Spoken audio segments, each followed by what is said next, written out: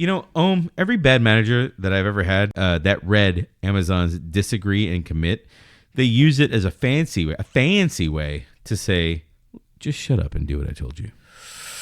Shut up and what I told you. Okay, but Brian, what's the alternative? At some point, everybody has to row in the same direction. Someone has to make the call. Yeah, I get it, but that's what guided me. That thing about hey, management wants us to do a thing and just doesn't care about our input, but also we need to be successful at the same time. That what's it called is one of the reasons that I pivoted my career purposefully into product management. Is we can't assume that the person making the call actually listened to the disagreement or any of the evidence presented and didn't just lead with their ego. We can't assume that, because the whole business and everyone's jobs are relying on that. So from my perspective, Disagree and Commit has just become corporate gaslighting. It's, hey, we value your input, followed immediately by, now forget everything that we just said and just do what I say. Oh boy. Yeah. So you're saying Amazon built $1 trillion company based on gaslighting? I'm saying Amazon is not your company or my company, and your manager is not Jeffrey Bezos. I'll ask the question, hey, I know we disagreed on this thing, but the latest evidence is in, the latest data is in, and can we revisit the decision? Because if you can't ask that question and have a serious conversation with serious people, you're basically dealing with unserious people using a principle of a successful company.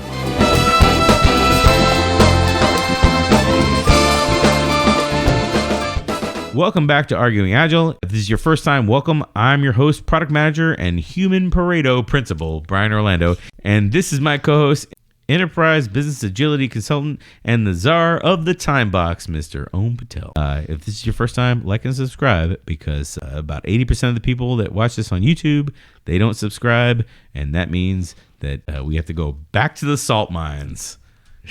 Yeah, and they don't sleep well at night. So if you want to sleep well at night, please like and subscribe. So this episode is about Amazon's Disagree and Commit and how your company is not Amazon. Maybe by the end of the episode, maybe it will be that Amazon is not Amazon. Right, I'm not quite sure. But by the end of this episode, you'll be able to spot when Disagree and Commit is being used as a decision-making apparatus with strong evidence-based weighting and proper debate versus what we normally see, versus it just being weaponized to make you shut up and move along. Hopefully by the end of this episode, you'll also know exactly what questions to ask before you agree to commit to anything, and we'll arm you with the framework to protect yourself and hopefully your team from becoming yes men in a culture that punishes honesty.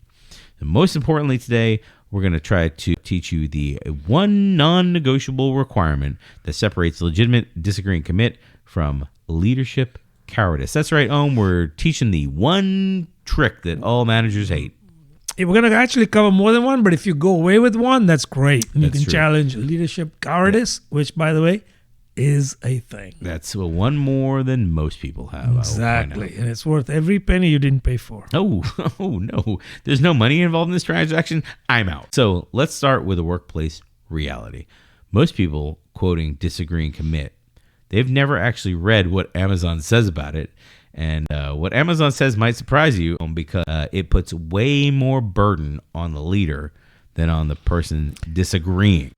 Yeah, so this is interesting because most people coming into this would expect the opposite. And yet, Amazon, surprisingly, like you said, the emphasis is on the leader to shoulder the burden, right? So we'll see how this works out. So Amazon has its principles, its corporate principles, on their website, and helpfully Andy Jassy is on there reciting the principles in only the way that Andy Jassy can do. We paid him more so he could be here tonight in spirit. Why don't we watch that, and it'll give us a good grounding, and it'll give everyone watching this a good grounding. Actually, it'll be more research than your boss did. So let's start with that so we can all understand what it's supposed to mean from the lips of babes.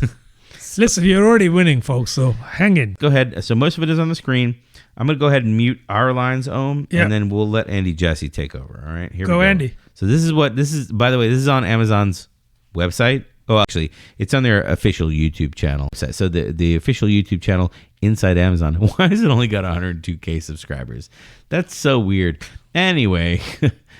Have backbone, disagree, and commit. Leaders are obligated to respectfully challenge decisions when they disagree, even when doing so is uncomfortable or exhausting. Leaders have conviction and are tenacious. They do not compromise for the sake of social cohesion. Once a decision is determined, they commit wholly. At Amazon, you are not just empowered to speak up if you think we're doing something wrong for customers or the business. You're expected to do so, regardless of level. I can tell you that I get a lot of emails all the time from everybody at the company at every level about ideas they have, and I value them and I appreciate them. I told you so is an expression that's completely useless at Amazon because it's a failure one way or the other. It's either I didn't speak up when I was supposed to speak up and have backbone, or that I'm not fully committing to the decision that we made and disagreeing and committing. We have this concept that we've talked about a long time at the company about social cohesion. And social cohesion is this notion that people often will compromise with one another to get along. And so the canonical example is, you look at a ceiling and one person says it's 10 feet and the other person says, no, it's 14 feet. And they say, let's compromise, it's 12 feet. Well, it's usually not 12 feet. There's usually some answer that's closer to the truth. Now, most issues that we deal with every day are not as simple as what I just said. They're much more complicated, much more nuanced. But the point remains, the idea for us is to be truth-seeking. We're not trying to compromise with one another to make each other feel better or to get along. We are trying to get to truth for what matters to customers. That's what we got to make decisions based on. And then, after whatever debate we have on issues, and some issues are so difficult that we debate it for across many meetings and many weeks, but once we make that decision, we have to, as a group, disagree and commit and wholly commit to that decision, even if you are on the other side of what got decided to be pursued. Now, this, again, seems fairly obvious, but it's sometimes difficult because we hire smart people and we hire people who have a lot of mission passion, and it's hard to let go of what you think matters most for customers. But at a certain point, businesses have to make decisions. Otherwise, they can't move. They will be stagnant. And once we make a decision, we have to all get on board because the areas that we're pursuing as businesses, they have such large expanses with so many things to solve for customers, with so many capable competitors that we need to focus all our energy rowing the same way. So have backbone, disagree, and commit is a very important leadership principle to be great at. I'm going to leave Andy Jassy here in case we need to refer to him later. Mm-hmm. Okay. There was the Andy Jassy video that we just listened to or watched, and then there's also everyone can go and look at the Jeff Bezos 2016 letter to shareholders, Amazon Leadership Principle number 13, have backbone, disagree, and commit. I think it's number 4 on their website here, so I don't know what the difference is with the numbers or whatever. It doesn't really matter to me because I'm just specifically talking about it in this podcast. Yeah. Have backbone, disagree, and commit. That's the full name of the principle. Again, this podcast is about your company decides they want to adopt this Amazon principle in-house and say, Amazon does disagree and commit. That means we got to disagree and commit too. I don't know why your company is full of people from the 1920s with the transatlantic act. We have to disagree and commit also. That's news. That's so weird. Yeah. So, couple of things here. If your company is looking to do any of this, whether it's for or against this idea of disagree and commit, just remember your company is not Amazon. That's right. I think that really is the crux of it, because if your company doesn't have the right kind of leadership that will either encourage and summon these people to the fore and say, feel free to disagree. Right.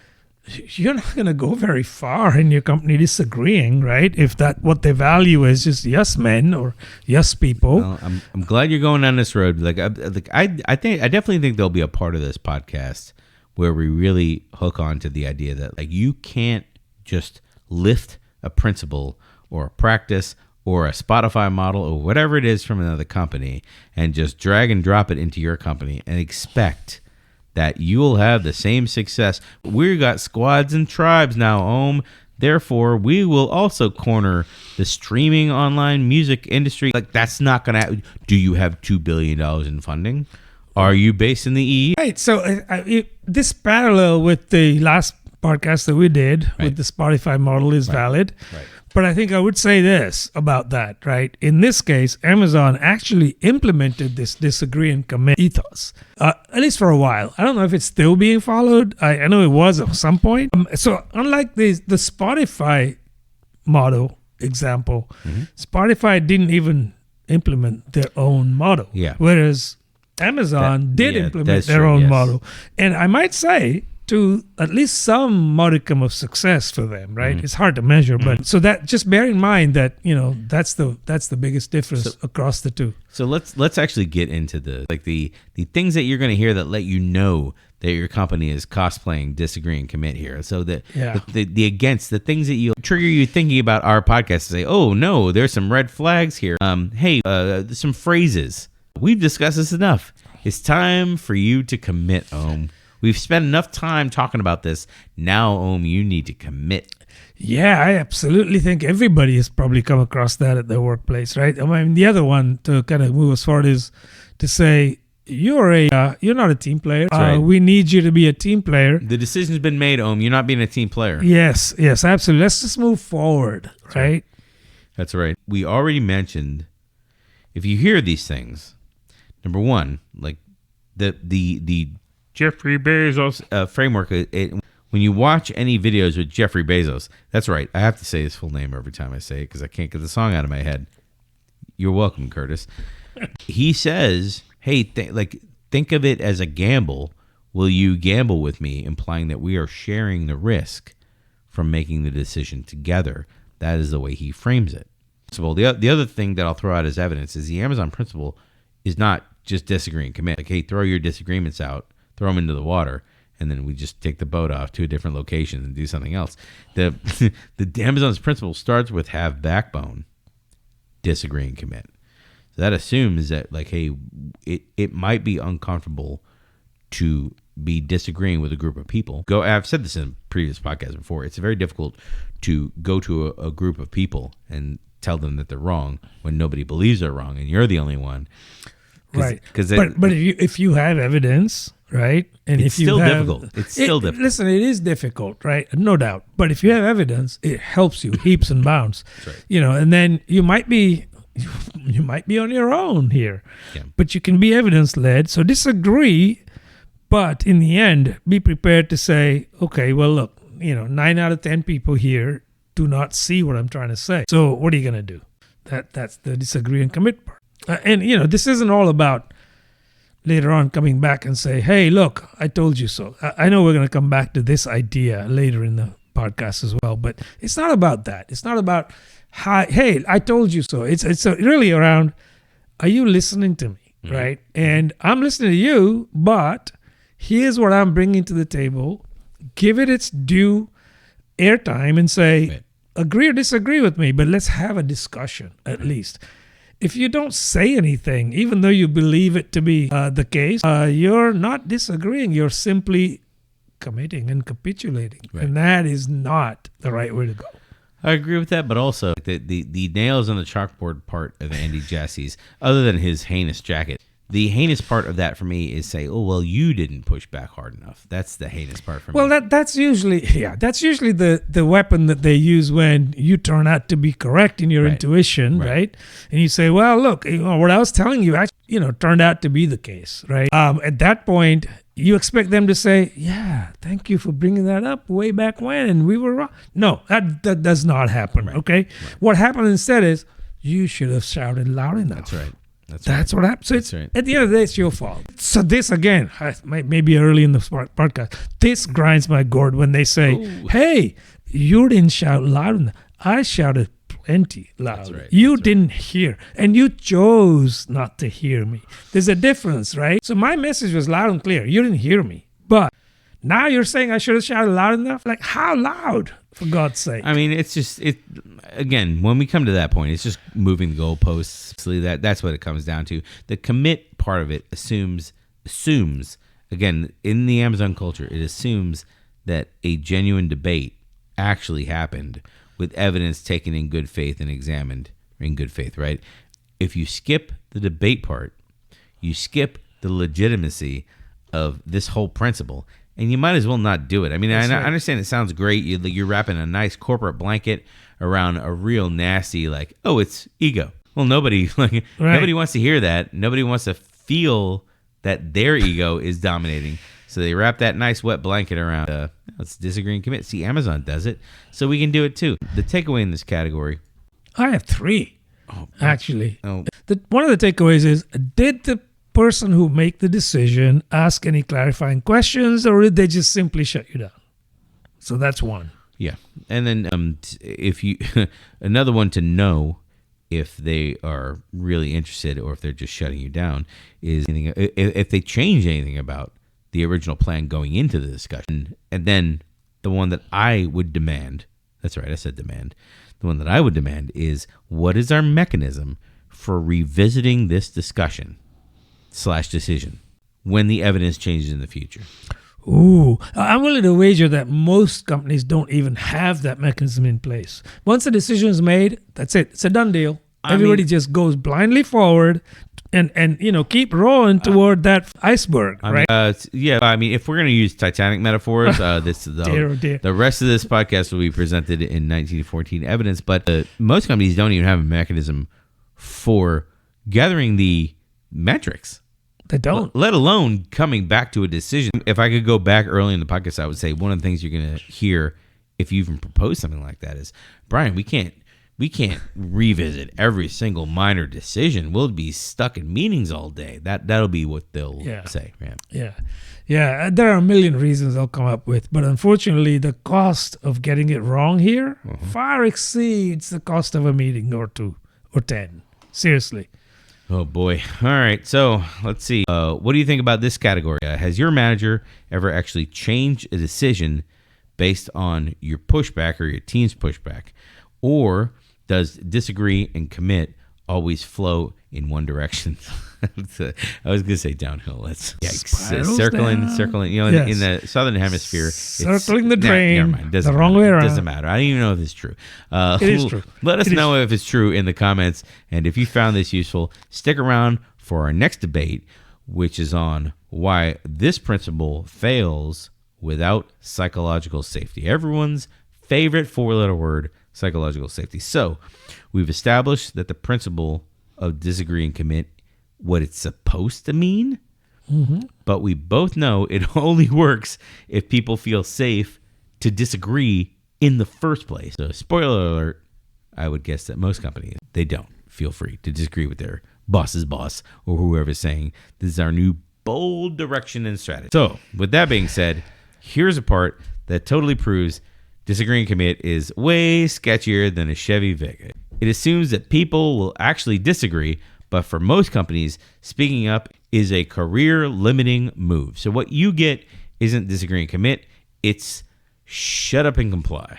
There's other things I could have said right there. Right, yes, but this is a family show. Yeah. The picture you're seeing on your screen, the 1975 Chevy Vega, was actually the Motor Trend Car of the Year that year.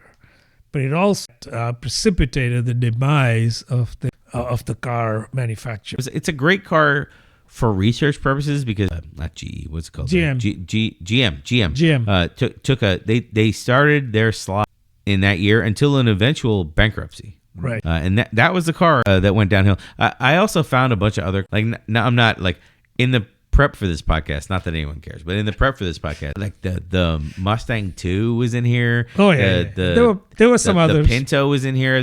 But if you're gonna stay on Chevy, the Pinto, by the way, shouldn't have been a car because it was horrible. I went back a couple of years because the Corvair is the reason that modern cars have seatbelts, and that was the Lee Iacocca era, and internal memos and stuff like that.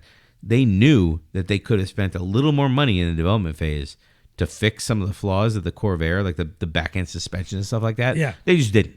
They didn't. Iacocca was a classic guy who really only cared about unit economics and the K-car principle, right? Well, he would be an interesting one to do a whole episode deep dive on because he was one of the first CEOs that embodied the rock star CEO. Yeah. Our modern CEOs are all like the Jensen Huangs of the world that show up with their cool leather jacket. Sure. You know what I mean? What's his face? The I'm looking for a man in finance guy. What's his name? Sam Altman. Oh, Sam. I'm looking for a man in finance. Sam Altman, that's who. What are we talking about? In the category of psychological safety, number one, you'll get the people that just immediately discard the category to say, like, psychological safety is just a bunch of nonsense. Not a real thing. Yeah, like the old Twitter Elon Musk, where he didn't understand psychological safety. It's like astrology. Yeah, he thought it was like, you hear, my door is always open for feedback. If you hear, hey, I want to hear everyone's dissenting opinions, like in a meeting, and then everyone stays silent. Or if you hear somebody that is in charge making a decision say, I don't hear anyone pushing back, so that means everyone must agree with it. Must agree with it. Yeah. All of those. The crowbar person. Yeah. All of those statements are they're an indication to you that you have a low psychological safety in your environment. So let's talk about what that even means, low psychological safety in your environment. I mean, we've quoted the Fearless Organization in the 2018 Fearless Organization by Amy Edmondson a couple podcasts now. Again, we probably quoted enough where we probably should just do a podcast on that subject. But also, you have all the research and all the findings that came out of Google's Project Aristotle, 2012 to 2014. They did Project Aristotle, and that basically found teams that had psychological safety and were encouraged to speak up and felt able to speak up inside their teams. Those were the successful teams. Yeah, and the teams that stayed together, and et cetera, et cetera. Like, I go on and on and on. Go look into those. Hit us back in the comments if you don't agree that those are good sources, and then I'll find you 6 more sources, and then you'll tell me that those aren't good sources either, and we'll keep playing this game. There's enough sources where we can take it that it's a real thing. Yeah. Okay? Yeah. To move on to, so you have these things being said, I would posit that those are low empathy leaders who are looking to confirm their biases, not really looking for pushback or looking for the strongest evidence to rise to the top.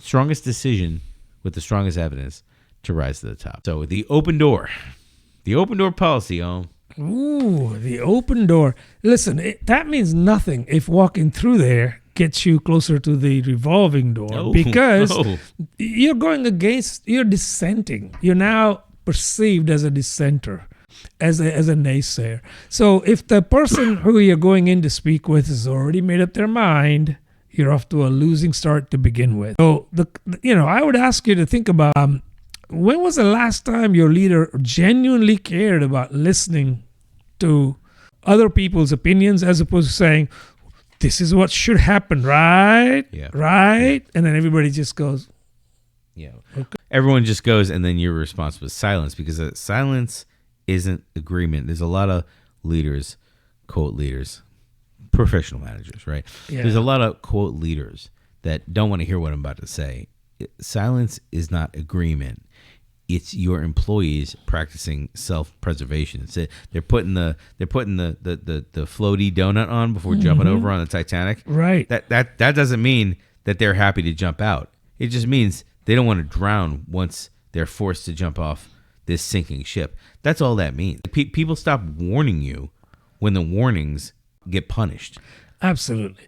So I think, real leaders would actually be going beyond that and saying, we really respect people's contrarian opinions, right, to what they're saying, and go out of the way to reward those opinions. Even though in the end they may not amount to much, at least they're listening. And that act goes a long way towards encouraging the team to speak up, whoever the team is. Maybe 9 times out of 10, they have an answer for whatever the rebuttal might be. That's fine. Yeah. But that's a double check on their own thinking. Yeah. And if a leader is not open to that, I'm sorry, they're not a leader so much as a dictator. Yeah. At that point. I have a great story. I've told this on the podcast before, but I think it might have been in the pre-hundreds. Oh, okay. So it's been a while. I was in the room for a team's sprint planning. I wasn't on the team. I think I was a manager at the time. One of my people that I was a manager for was in the room. She's like the only woman on the team of all men type of situation, right? There was a change request. I can't remember exactly what the change request was. It was something along the lines of the back end database configuration tool. There was like a GUI, right? It needed a checkbox to turn off some kind of setting. And I remember her pushing back against the checkbox to say, if we enable this checkbox, then it's going to unlock like 16 test scenarios or something like that. Yeah. So I don't remember exactly how. I wish I could remember. It's because we had a desktop app and a mobile app on Android and iOS. So basically, the checkbox had to be checked on desktop and both mobile environments. Oh, I see. Both ways, right? But enabled and disabled. But there was something about the enabling that led to some other function that was new that would have also caused a multiplier. Like you check the checkbox and then you have to go perform like 16 integration tests because of the downstream effects. And because that team always shortcut, sprint planning, nobody ever properly went down the path of all the second, third order consequence of doing things. She steered the team down to saying, hey, what do we need to test and what do I need to do in this sprint? Should we actually pull this story in? Right. And it started off as like, oh, it's super easy. We just checkbox, you do the thing, you do some quick tests, it's easy. Just a mobile test, desktop test is done. She's like, well, mobile tests on iOS, mobile tests on Android, which one? They're like, oh, well, both. She's like, well, now it's 3 tests. But what about these other apps that use it down the road? Well, these other apps, yeah, you're right. I guess they would each have to be tested twice. And then it compounded, and then the team slowly, over a whole sprint planning, slowly realized that one tiny little checkbox that was asked for at a very high level in the organization was going to compound and turn into a giant effort. And I was there too, so I was like, well, we can bring, like, I remember leaving the meeting, bringing in another analyst because it was ending up becoming a big thing. Yeah. But it was high priority, so I was like, well, I'll bring out other people, and we'll throw the whole team at it, and we'll get it done. We'll all jump on this and work late and work hard or whatever it is. And we were done. The sprint planning was over. Last 15 minutes of sprint planning at that company, you'd bring leadership in. The product people didn't participate, by the way. Oh. They would all come in at the end and then get the rundown of what the team committed to, and then basically get the rundown, get the cliff notes. This is what we committed to. This is what we think we're going to do. You know what I mean? And that's it. That's the end of the thing. Last 15 minutes, they brought the leadership folks in and the product people in. This one checkbox thing, leadership went ballistic. They decided that was the hill they were going to die on, and they just started berating the team over it. It's a checkbox. It's yes or no. It should take 2 seconds to implement and test. I don't understand why you guys think it's a big thing. Obviously, they weren't included in any of the discussions. And the person that worked for me, that individual tried to explain it to the leadership, which is a very bad, it wasn't a disagree and commit kind of situation. It was, I'm going to tell you what you're doing in this sprint, and I don't want to hear any pushback. And that she was gone 2 weeks later. I'm just going to point that out. Oh boy. She was like, this is not the way that normal adults talk to each other, and that's it. Oh boy. Well, the moral of that story is assess the level of psychological safety you think you have.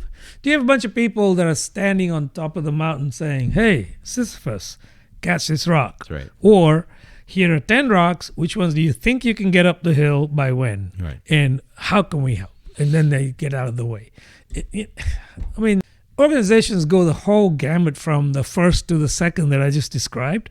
There are some leaders that really do understand, they get it, but not everybody does. Yeah. And if you if you have the wrong type of people who are quote unquote influencers, they can undermine your success quite drastically. You know what starkly sticks out with that story for me? I don't even know if I'll leave this in the podcast. What starkly sticks out with that story for me, I wish in retrospect I would have just thrown my badge on the table and be like, hey man, I quit. Here's my gun. Here's my badge. I would have been like, here's my gun. Here's my badge. If you're gonna be like this and not be an adult, I'm out. I quit today. I wish I would have done that at that point, just because I in retrospect, I don't think it would have really changed anything. But in retrospect, the manager of development was also in the room, who was kind of my peer in the organization at that point, and he didn't say anything. He didn't challenge his leadership he was at all. A yes man. He's pretty new to the company too, so he did push back.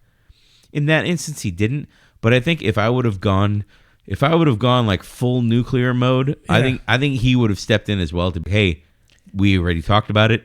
It's a bad decision. You're out of line here, and you need to step down. Like if I would have went ballistic, I think maybe I could have gotten him to go ballistic. And this is not good advice. Don't follow my advice. Don't do this. But the only way in that particular toxic environment to get leadership to back down is when they would get ganged up on in public. Right. So I was going to say, you said you potentially could have been that person. I think I could have, yeah. It would have worked even better if more than just you. Strength in numbers. So if 4 or 5 people just say, listen, this is crazy. We're out. Right. That will cause them to sit up and take notice because their team just erodes, right? But that doesn't happen in real life. Well, normal people are not throwing their badge and gun on the table. And you know what? This is like they're into self-preservation mode. You've pushed us too far. You've gone too far. You're being a little too unprofessional. Like we made this. We spent all this time in this quote ritual or whatever the Scrum things are called, like ceremony. It would not have grinded everyone's gears. That's right, I said that. It would not have grinded everyone's gears as much if we hadn't already discussed all these points. It's just management didn't want to hear the content. All they wanted to hear was you made the wrong decision, no matter what the debate was. Yeah. And we're making the decision for you. And that's it goes very in line with disagree and commit. It's like you're doing this in the sprint, and you can disagree all you want. Keep rowing. The nice thing about this debate is that really disagree and commit, or is that like, oh, that Brian, that's just that one workplace. I would push back to say, I don't know, like I've been in a lot of software shops where that same discussion, maybe not about a checkbox, happens, and you're on the losing side regardless. Oh boy, it's a tech thing more than it is. It is. Yeah. It really is. But back in the 90s, back when really this whole divide of apps between working in the browser or mobile that came about, this was a real thing. People just said we need to monetize, so get it working on the web.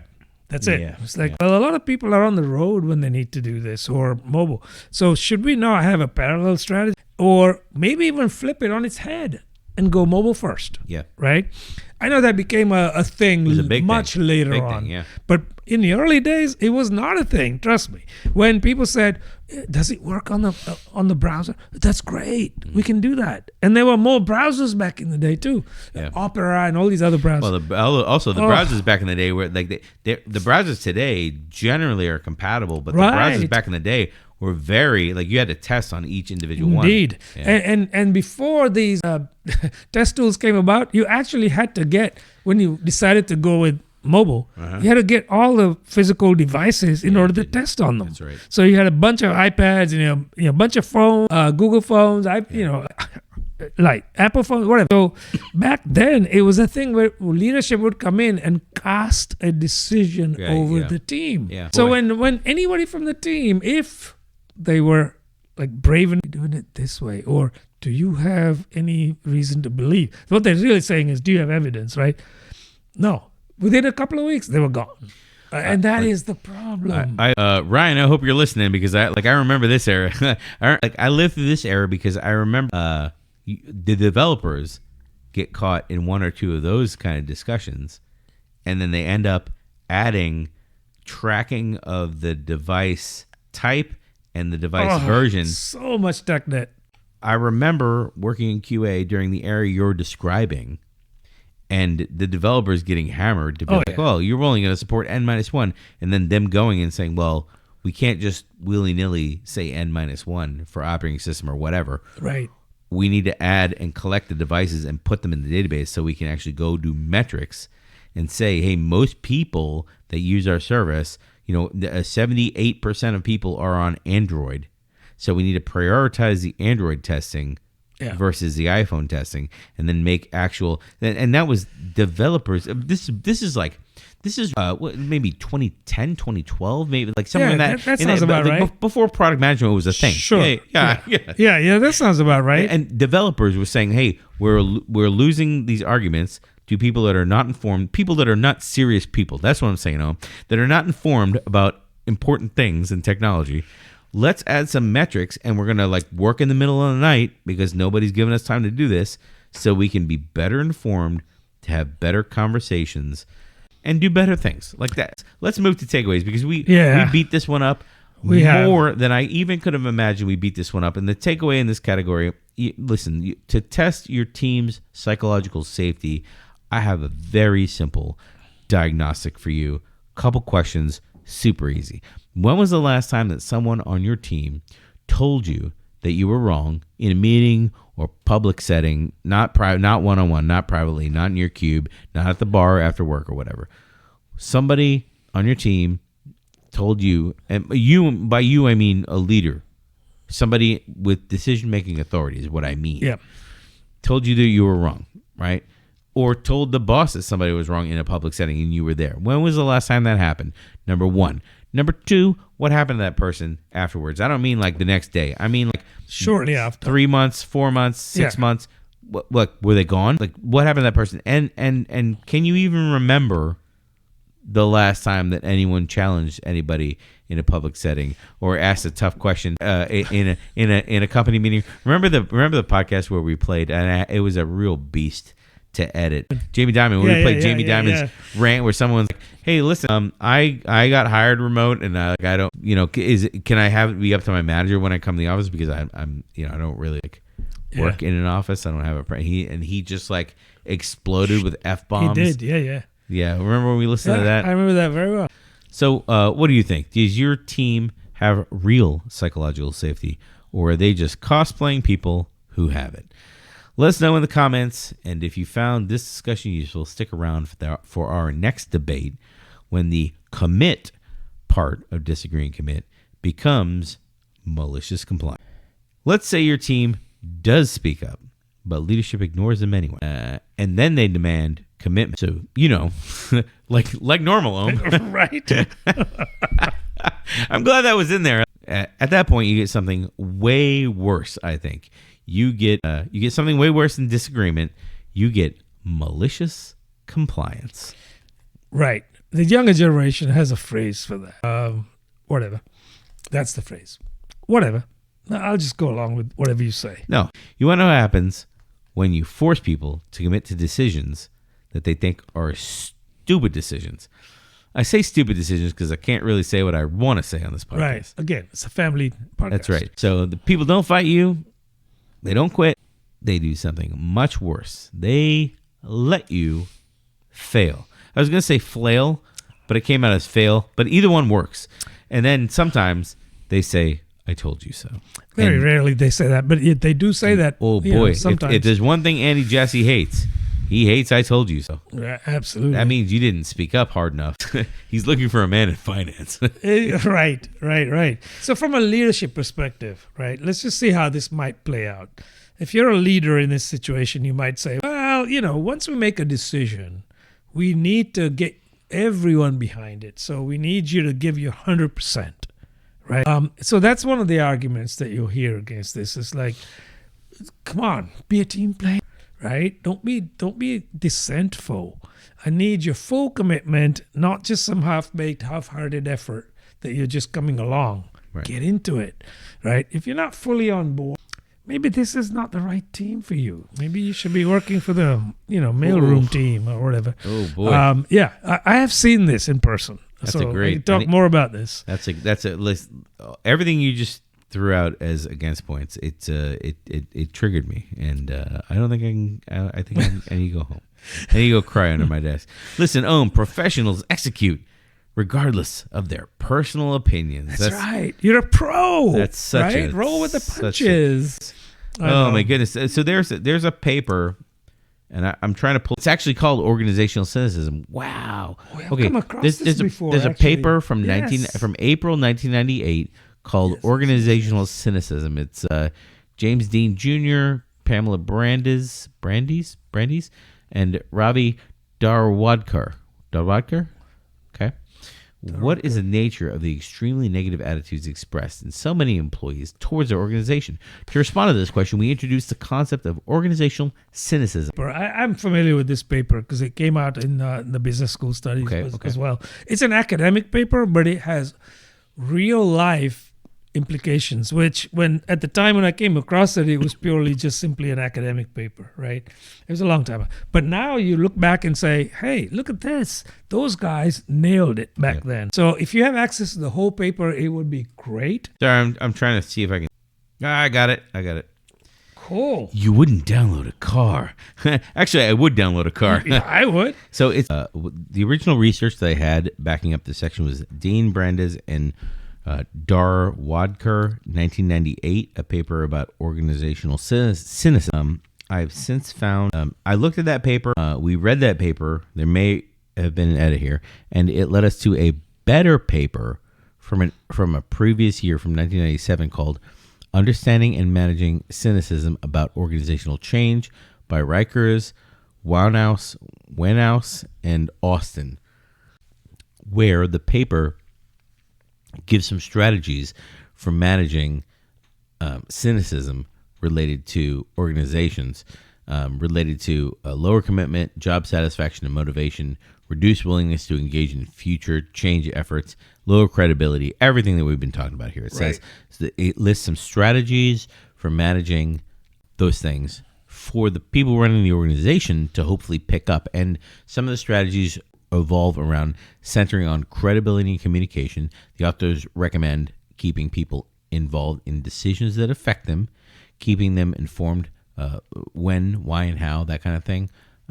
Minimizing surprises, using credible spokespersons with positive logical appeals through multiple channels, and dealing honestly with past failures, publicizing successes, and seeing change from an employee's perspective, and giving people opportunities to voice their feelings and receive reassurance. And I will link it. I downloaded this one. The Rikers Understanding and Managing Cynicism About Organizational Change. I downloaded this paper. It is 12 pages, and I will link it when I put the podcast up in the description.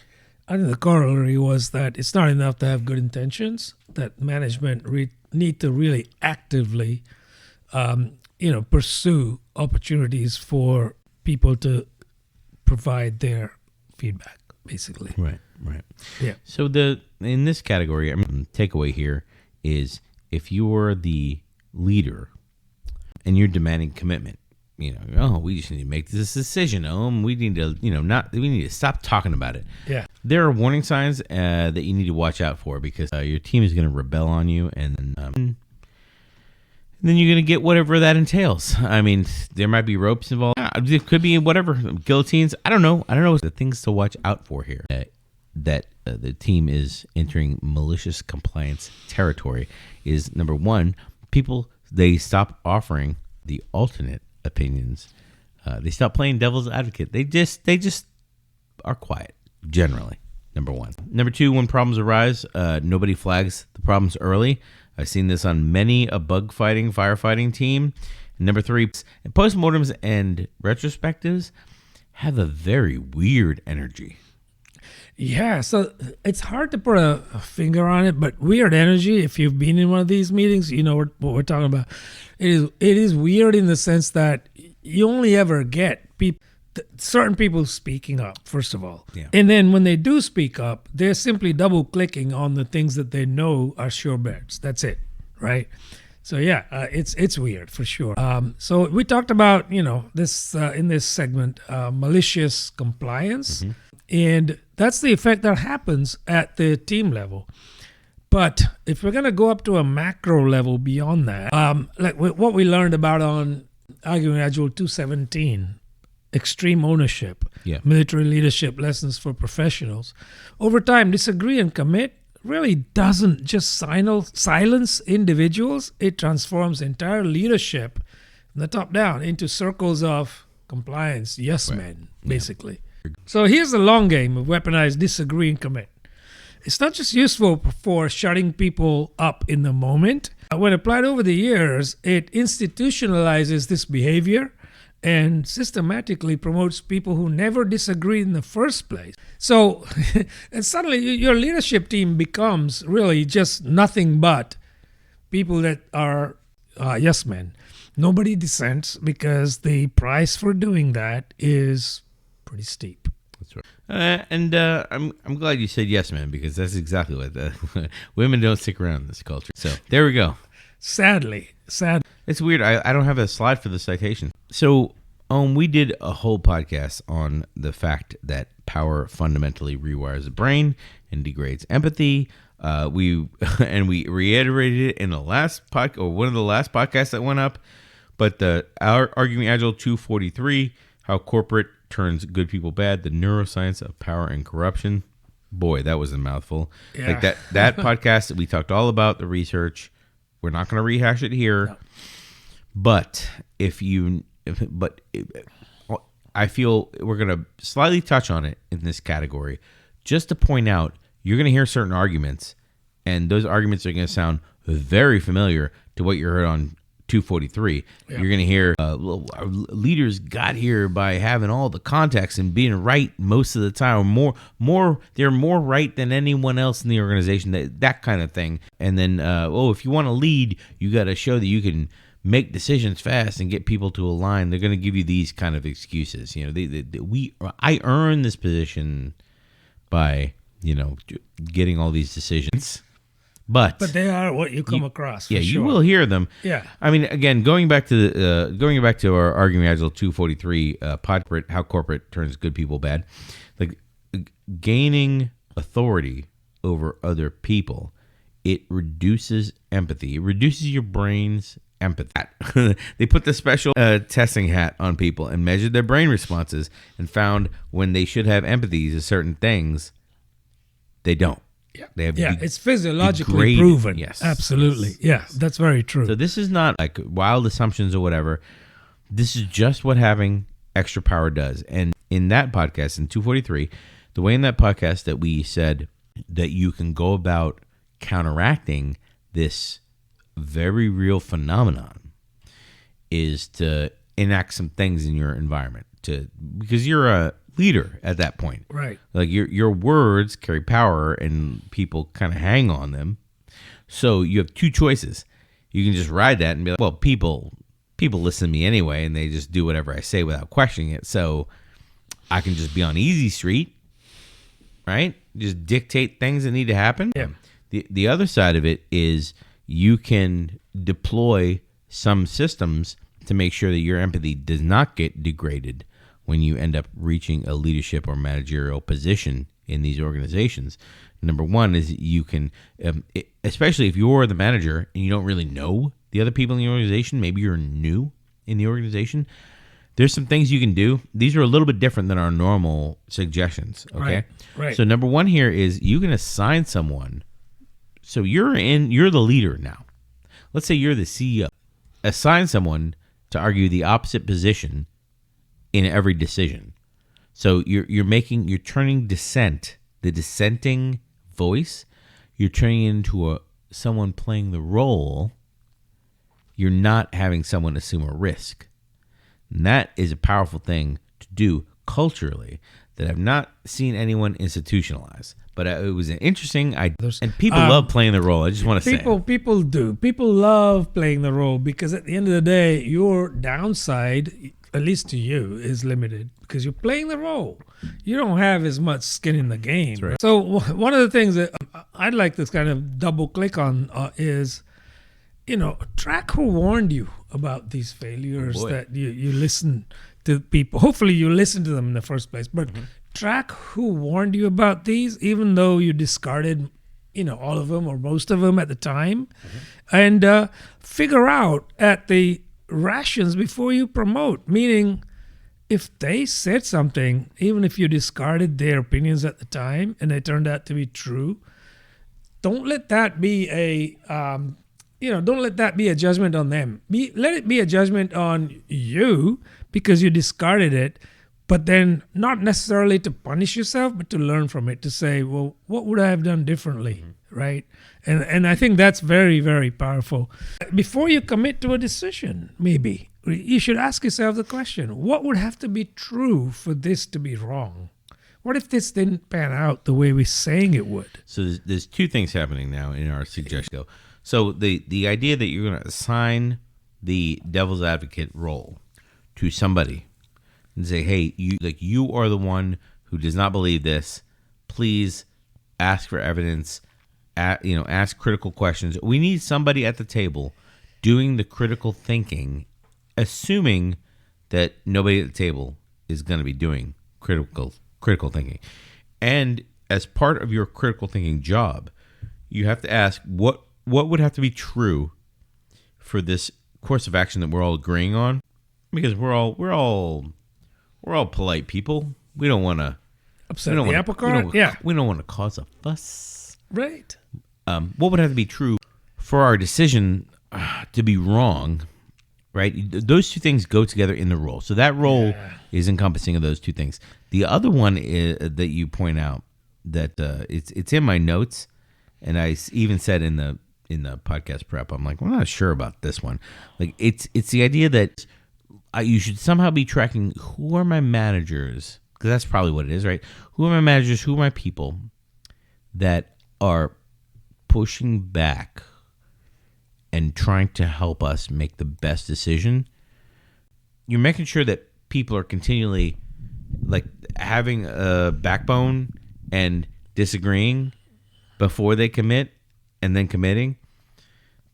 But you're kind of tracking that because at a lot of organizations, the people that will get promoted are usually the people that never push back and commit. Yeah. They're not the people that disagree and commit. The people that never push back and commit, because they're team players. They're your buddies. They're your, they're quote aligned. But the issue is, like, are people just sucking up to you? Like, is this like the modern equivalent of brown nosing, where people never push back on any decision and just bide their time? You know what I mean? No matter how crazy the decision is, or destructive to the organization, or how much it hurts people, or how many thousands of people that you lay off. That's the bottom one. You're promoting those people who never push back because you have a good feeling about them. Yeah. But you have a good feeling because you never get into conflict with them. Right. They're your buddies that are always there for the good times. And then when tough times happen, they're never there because they just don't want to deal with that. Boy, oh boy, they're the people that didn't want Caesar to look over his shoulder. So okay, let's just share a little bit of like practical things. What can you do about these things? Maybe if you're not the person who can take both sides and say, hey, how about I ask the question as a leader? Yeah, what would have to be true for this to go wrong? By all means, empower somebody to do that in your team. That's the first thing. Looking at failures. Are they failures or are they learning opportunities? Right. So again, this is not the podcast for that, but if you have a heat map of somebody who is always speaking up against the grain, I'll just say that. Yeah. Don't look at that person as the troublemaker, right? I mean, yes, they can be, but they're not necessarily the troublemaker because they're raising these things. So have them in a higher regard in your psyche than you otherwise would, because they might be giving you those views. You're not seeing everything that's in your blind spots, right? Yeah. And if these are the people that are raising these things, you should value those people, first of all, and not punish them. So don't punish them by saying, well, if you reach the conclusion that I have, you're great, right? And otherwise, you're just a troublemaker. I mean, it's one thing to say, and every organization I've worked at says this. We value diversity of opinions. Mm-hmm. It's a great slogan. They don't really. Well, they value diversity of opinions as long as all those opinions align to their converge opinions. To what they believe in the first place. Yeah, exactly. Right. Exactly. So I think if you're a leader who really wants to understand where things are at, you should unravel some of these things, maybe. Mm-hmm. And then look at that. Is this a lack of? I mean, also a good introspective first question would be, like, if you're the CEO, you wake up one day and you realize nobody ever disagrees with you. The first people you should turn to your left and your right should be the other members of the executive team on the board. Yeah, to say, how come none of these people? Because you might realize that you're surrounded by yes men, and now you realize you have a bigger problem than you initially thought, right? That you have to deal with. And yeah, maybe, like, if one person listens to our podcast and realizes, oh, I have a big problem here, Yeah. Great. Mission accomplished. Time well spent. Yeah, absolutely. Yes. All right. Speaking of time well spent, have you watched your company's leadership become more and more spineless over time with paper-thin egos? That's what I'm saying right now. Let us know in the comments. And if you're not afraid to get fired, let us know in the comments. And if you found this useful, stick around for our final debate on what you can actually do about everything we talked about today. All right, we've spent a good amount of time in this podcast tearing apart poorly implemented disagree and commit practices. Poorly copy-paste Spotify versions of disagree and commit. Sorry. Listen to our Spotify podcast for more. But we are not here to just complain. Like, that's not what we're doing on the podcast today. Let's talk alternatives, okay? What should happen instead? And I'll warn you now, there's one non-negotiable thing that leaders are absolutely going to hate that we're going to talk about here in this conversation. That's right, I'm talking about that one leadership trick that wait, what am I saying? Like that one trick that leaders all hate. Is that what I'm saying for YouTube right now? Pretty much. I don't know. Anyway, look, I'm not saying that we should have endless debates and never make decisions, and that speed doesn't matter and alignment doesn't matter. Like, I'm not saying any of that, okay? But I have a single line in the sand as a product manager with regard to disagree and commit, okay? If you're going to lift disagree and commit out of Amazon and drop it into your insurance company or your fintech bro company or whatever, cool, you can do your lifted version of disagree and commit. It needs to include a mandatory reexamination of the decision and the leader saying, I was wrong, if the evidence points out that they were wrong. Otherwise, you're not using disagree and commit as a decision-making tool like Andy Jassy said at the beginning of this podcast that we listened to. You're using it as a weapon to shut people up, and you are going to be put on my Arguing Agile pedestal of the exact, like, I'll take a picture of you and put you right here in the middle of the screen as the exact reason that we are having this podcast. Because most people mess up this principle, and they use it exactly like what I'm talking about right now. Yeah, absolutely. So I would urge the listeners and the people that are watching to think about the last time they had a leader come into the meeting that they're in, whatever meeting it might be, possibly a town hall, it doesn't matter, and say, we made a decision, right, and that was my fault, I was wrong. Oh, wait.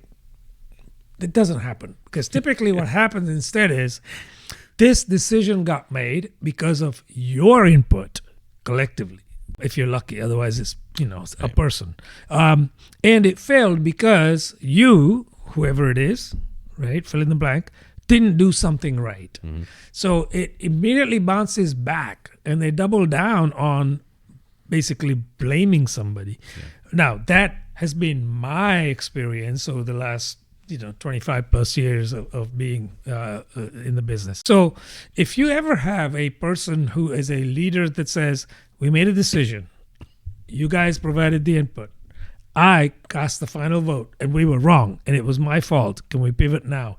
What opinions do you have now? What's your feedback? You are onto a company and a leader that really cares. But if that happened to you, please do let us know in the comments, because I really am not expecting that many comments, honestly. Well, so what you probably will expect, is the leader who never admits, quote, I was wrong, always have to pretend that they're confident in all their decisions. And what you're pointing out is that these individuals are cowards, and they are hiding behind hierarchy and authority. Going back to what we just talked about, the Arguing Agile 243, I think it was 243. 243, yes. About how power corrupts the brain. We might not have put exactly into words from Arguing Agile 243, but power allows this low accountability situation that you're describing, where they can shoot off at the mouth, demand certain things, and never have to revisit why they were wrong. I mean, eventually they'll have to explain it to C-level executive, but they don't have to explain it down. That's not the way that it works. That's right. And that's the reason for all those studies that we examined on that podcast. Okay? So if you're looking for resolution in this category, it's not going to happen. The best you can do, like no fix for this is going to work unless you have, when decisions are made, unless you have a scheduled re-examination of the original assumptions and decision. And we talked about I talked about this in product management. When you get your quarterly group together, your offsite, that kind of thing, and you talk about the big strategy level, not tactics, strategy level plays, because that would be the appropriate time to examine your business strategies and decide to pivot because things are not working the way that you expected them to work. So that would be the time to say, this is what we thought. These are the numbers. This is what I'm suggesting. Remember, these are the product managers at this point. Right. And then it's up to the panel that you convene. It's probably some members of leadership, that kind of thing. Maybe it's a finance person. Maybe it's investors. You're showing this information out in the open, being as transparent as possible. Now, the funny business works its way in when you have layers of the organization and everyone's trying to hide failure. Rather than learning from them and adapting, you try to hide them and disguise them and say, no, all of our decisions were right. Nothing to see here. And that's where all of this starts falling apart. Yeah, I think in those organizations, failures are basically, punished. Basically, right? They're not seen as opportunities, to learn from, right? But some of the pushbacks that you'll possibly come across against this would be, we don't have time for a perfect process. We can, good enough's good enough. Let's just go with this. We have to make a call. We have to be fast here. And we have to make a call. Yeah. And then when something does go wrong based on the evidence we just newly learned, right? We don't have time to go back and examine every decision we made. But my favorite of everything is if you admit that you're wrong, then people will stop believing in your decision-making ability. You know what I mean? If you admit that you're wrong, it'll undermine your decision-making ability as a leader. Yeah. Sad. I'm sorry, it's one of my favorites too. Because what people do was, quote unquote, leaders do is they double down on this. First of all, I just want to point out for anyone listening how bananas that it just absolutely bananas that statement. Yeah, okay, the disagree and commit without accountability. It's disagree and then forget you disagreed, basically. Disagree and sacrifice the person that fails. Look, I will. People probably already are aware of this, but The Art of War by Sun Tzu, great book, right? It was written many, many years ago, and it is still, I'd say, almost perfectly relevant to the way we do business today. So I would recommend that to you. Take that for what it's worth. But that book is on my nightstand, and I frequently visit that. One of my habits is to just open the book at a random page and read it, and just trying to contextualize that with what I'm facing day in, day out from a professional standpoint. And let me tell you, 9 times out of 10, if not 10 times out of 10, it perfectly aligns. So there you go.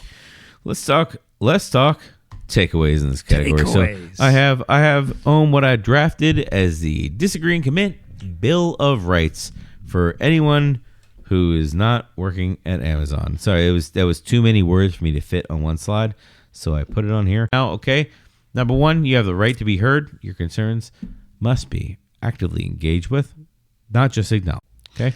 Number 2, you have the right to a checkpoint.